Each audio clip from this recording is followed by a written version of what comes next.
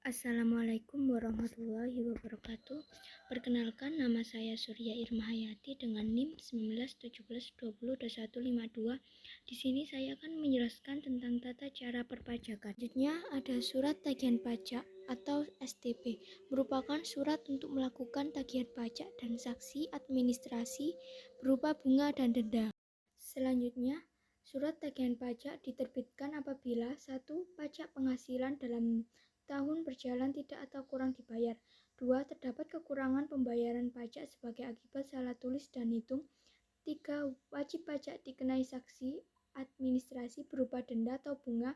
4. Pengusaha kena pajak yang tidak membuat faktur. 5. Pengusaha kena pajak tidak mengisi faktur dengan lengkap. Dan yang keenam, pengusaha kena pajak gagal berproduksi.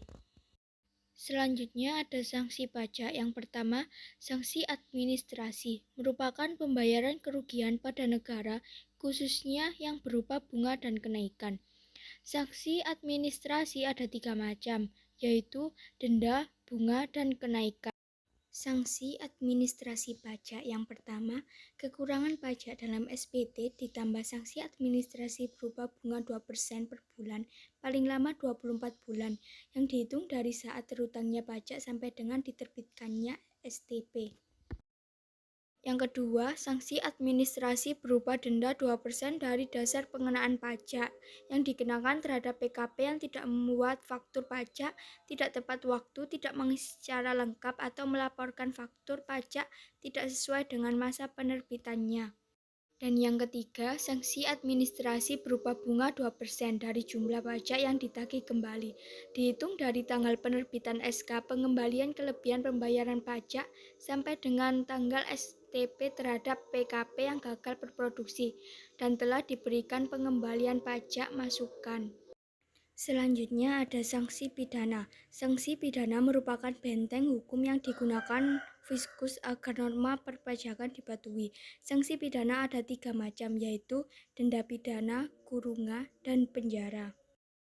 Yang pertama, denda pidana merupakan selain wajib pajak, ada juga yang diancamkan kepada pejabat pajak atau kepada pihak ketiga yang melanggar norma.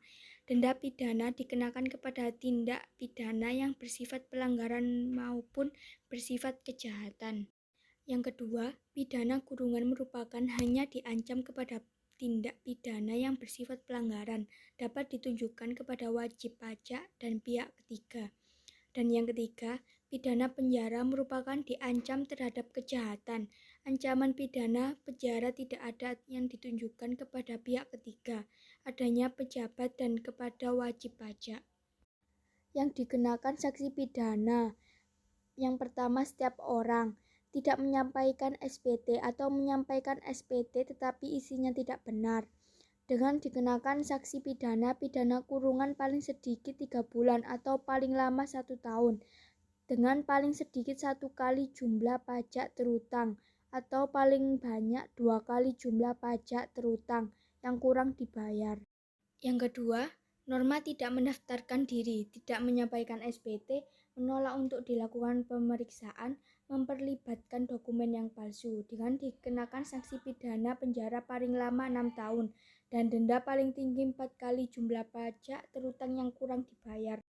Yang ketiga, norma menyalahgunakan hak NPWP pajak atau pengukuhan pengusaha kena pajak dengan sanksi pidana paling lama 2 tahun dan denda paling banyak 4 kali jumlah restitusi yang dimohonkan.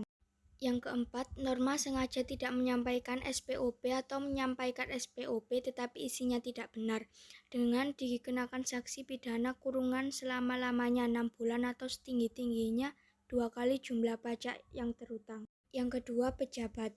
Norma kealpaan tidak memenuhi kewajiban merahasiakan hal sebagaimana pasal 34 KUP, atau sengaja tidak memenuhi kewajiban merahasiakan sebagaimana pasal 34 UU KUP, dengan sanksi pidana kurang selama-lamanya 1 tahun atau denda setinggi-tingginya 25 juta.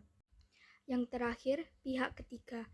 Norma dengan sengaja tidak memperlihatkan surat yang diperlukan sebagaimana pasal 25 dengan sanksi pidana kurungan selama-lamanya 1 tahun atau denda setinggi-tingginya 2 juta.